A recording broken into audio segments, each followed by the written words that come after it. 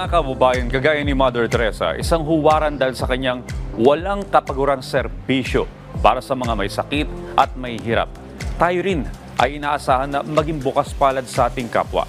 Tunghayan po natin ang pagbubukas ng nominasyon ng 42nd St. Teresa of Calcutta Award 2025. Panoorin po natin to.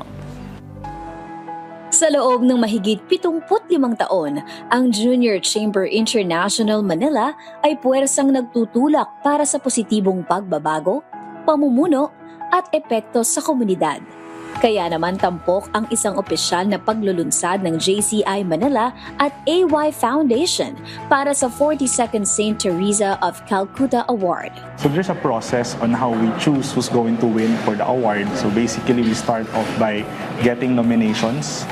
Then after that, we're gonna do background check if they are really doing humanitarian activities, if they are actually authentic in terms of really helping those communities. Then after that, from that, we will close it down to at least 10.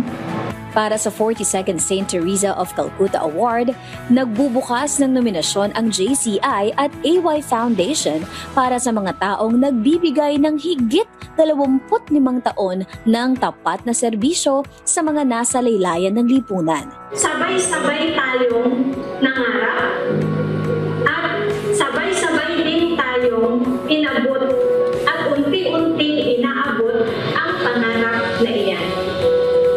Dahilan na rin natin sa ating paniniwala sa isa't isa at paniniwala sa Diyos na laging gumagabay sa atin. Ang buhay ni Senior Minerva ay nagsisilbing inspirasyon sa ating mga Pilipino dahil pinapakita niya na sa kabila ng mga hamon at limitasyon, ang pananampalataya sa Diyos at ang tiwala sa sariling kakayahan ay maaaring magbukas ng daan tungo sa makulay at matagumpay na paglilingkod sa kapwa.